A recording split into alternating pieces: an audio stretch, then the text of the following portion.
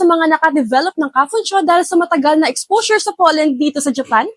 Usually, kapag meron kang kafunsyo, nakakaranas ka ng sneezing, runny nose, pangangati ng mata, at iba pang sintomas. Kung pakiramdam mo ay nahihirapan ka na o hindi ka na komportable, narito ang ilang karaniwang allergy medicines na maaari mong subukan upang makatulong maibsan ang iyong nararamdaman. Claritin EX. Ito ay specific sa nasal medication at nakakatulong para sa sipon, sneezing at nasal congestion o baradong ilong na caused by pollen o iba pang allergies.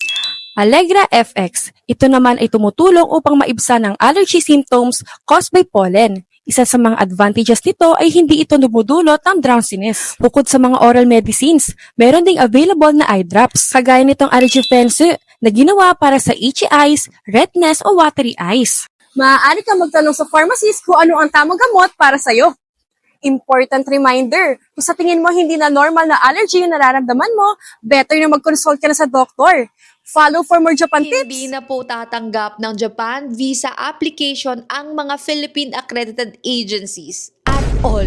Because, mga bestie ko, starting April 7, 2025, sa VFS na po dadaan lahat ng Japan visa applications. Take note mo yan, ha? Actually, this is the same platform that you use when you apply for Schengen visa. O, di ba, mga Schengen visa applicators? Alam nyo yan, di ba? So, meaning, mga bestie ko, last application for Japan visa through accredited agencies is still April 6, 2025 na lamang. Take note mo yan, ha? So, ngayon, paano nga ba gamitin ang VFS? And paano po ba mag-apply ng Japan visa through this platform? Let me spill the tea, bestie. So you can actually apply as early as ngayon. Yes po, ayan po yung link. This is the VFS website ng Japan visa application. So over here, you can already see a step-by-step instructions na provided ni VFS on applying a Japan visa. Step 1 is basically saying kung anong type of visa yung a-applyan mo and its requirements. So if you could click that, ayan, ipapakita lang basically yung requirements na kailangan mo paghandaan. Then step 2 basically is saying na prepare your documents, download the application forms, So, explore mo lang yung page na yun. But for now, proceed na tayo on booking your appointment. That's step 3. So, here, click book now. Don't worry, wala ka pang babayaran dito. You just need a VFS account for you to book an appointment. Mga bestie ko, please use a valid email address because gagamitin nyo po yan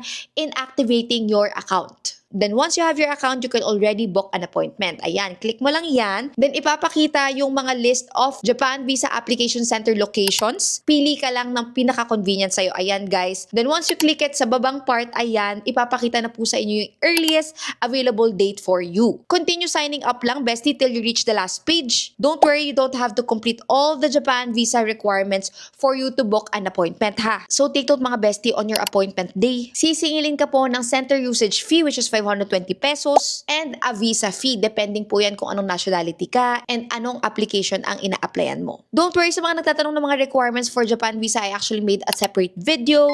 Marami din mga Japan tips video over there. I-stock nyo na lang. So yes, alam nyo na bestie, link in my bio. Ano nga ba ang kailangan to close your address in Japan or to apply your moving out notice o tinatawag na Tenshutsu Todoke? Guys, sa address removal certificate or it's called Juninjo Joyo, hindi na po ako binigyan. Ini-input na lang nila sa computer yung date ng flight ko. Pero may binigay silang papel, ito po yun guys. Just in case na may mabago yung flight date, pwede sila agad kontakin. Pero guys, it depends pa rin yun sa City Hall na kung saan kayo na lugar kung bibigyan kayo ng ganyan.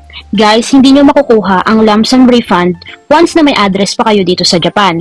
Kaya kung mag-a-apply kayo ng lump sum nyo sa Pilipinas, huwag nyo kalimutang mag-close ng address nyo bago kayo umuwi sa Pilipinas. Guys, make sure na nakapag-book na kayo ng flight nyo kapag magko-close na kayo ng inyong address dito sa Japan. Because guys, you will show your flight ticket or kahit sa cellphone na proof that you already booked your flight go back in the Philippines. Guys, at least 1 to 2 weeks before your flight, pumunta na kayo sa City Hall to close your address. So ano nga ba ang mga kailangan to apply your moving out notice?